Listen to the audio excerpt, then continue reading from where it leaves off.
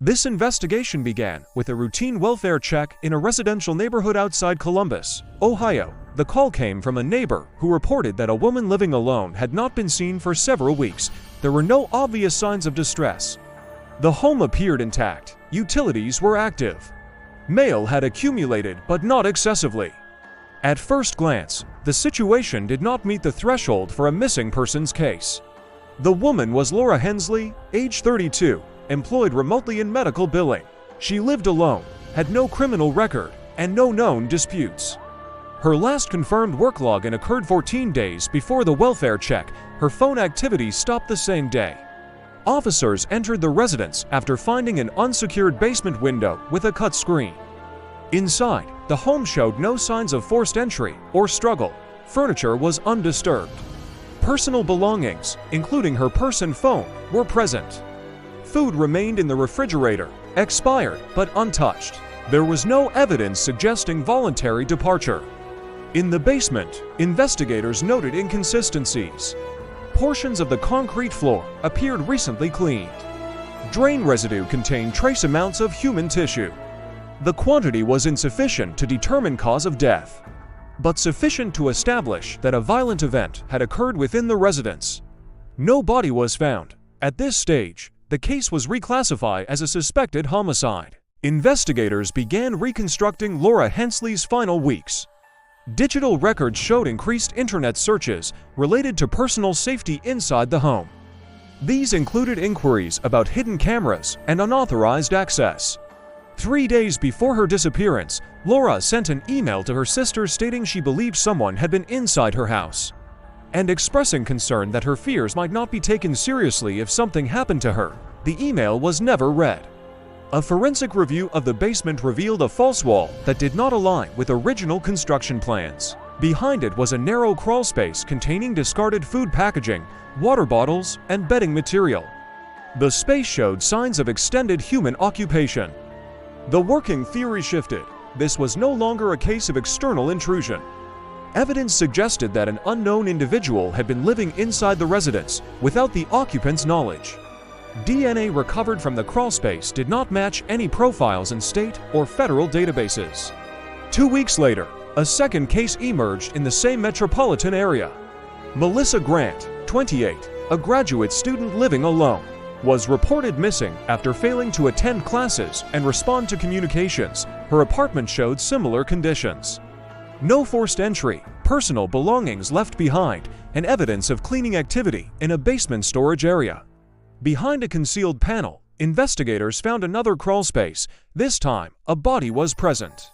Cause of death was determined to be blunt force trauma, followed by post-mortem dismemberment. Investigators concluded that the perpetrator attempted disposal through the plumbing infrastructure, which partially failed. The similarities between the two cases were significant. Both victims lived alone. Both worked or studied primarily from home. Both had exhibited signs of heightened concern about privacy. Both residences contained concealed living spaces constructed to allow long-term occupation. Law enforcement issued a limited public advisory encouraging homeowners to report unexplained structural anomalies. The advisory avoided reference to the possibility of hidden occupants, citing concerns about public panic. Shortly after, a video appeared on an online renovation forum. The footage showed an unidentified interior space and included an audio message stating that the individual had not broken into homes but had moved into them. The video ended by displaying a residential address. Police responded immediately. At the listed address, officers found a woman alive but restrained in the basement. She had been missing for 6 hours.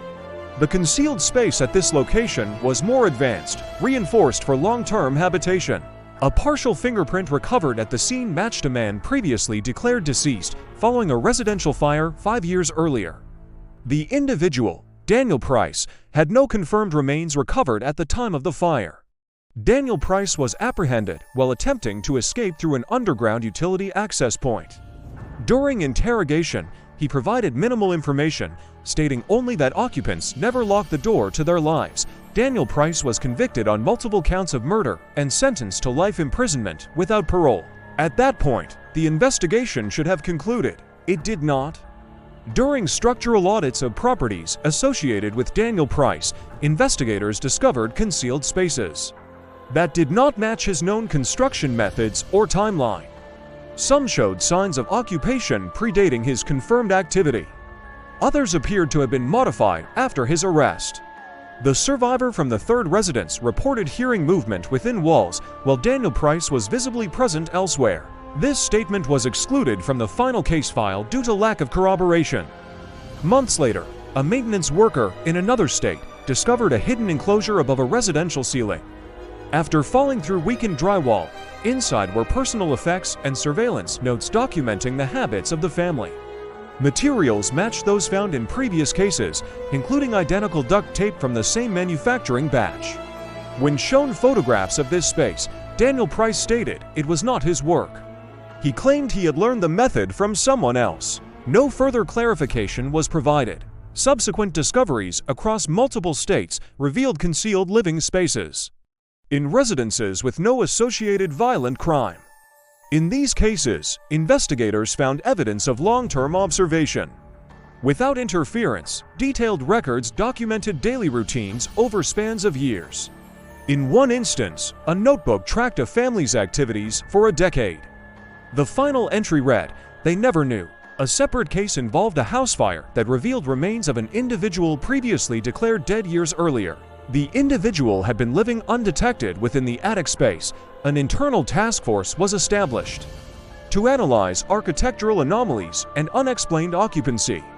The task force identified patterns, older homes, undocumented renovations, predictable occupants, and minimal external social contact. The task force also identified evidence suggesting sequential occupation. Some crawl spaces contained layered modifications, implying that multiple individuals had used the same hidden spaces over time. Journals recovered from one residence spanned several decades and multiple handwriting styles. Entries referred to handover, suggesting transfer of knowledge rather than isolated behavior. Despite these findings, the task force was disbanded within 3 years. Official reasoning cited budgetary constraints and lack of prosecutable suspects. Case files were archived or reclassified. No public announcement was made. In the years since, reports of unexplained structural features have continued. Homeowners describe sounds, missing items, and the sensation of being watched. Most inspections find nothing without invasive demolition. Many residents choose not to pursue further investigation.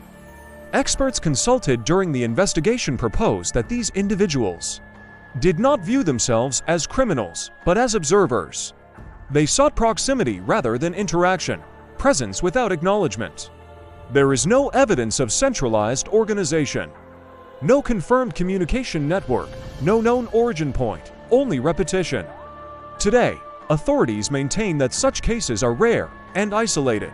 Structural irregularities are attributed to poor construction or renovations. Psychological explanations are often applied to reported experiences. But records show that some spaces are deliberate, reinforced, maintained, cleaned, and some are empty, which suggests not abandonment, but departure. This investigation cannot conclude with certainty how many individuals have lived unnoticed inside occupied homes, or how many still do. There is no reliable method to detect them without actively dismantling the spaces we trust to protect us. What remains is documentation and the acknowledgement that absence of evidence is not evidence of absence.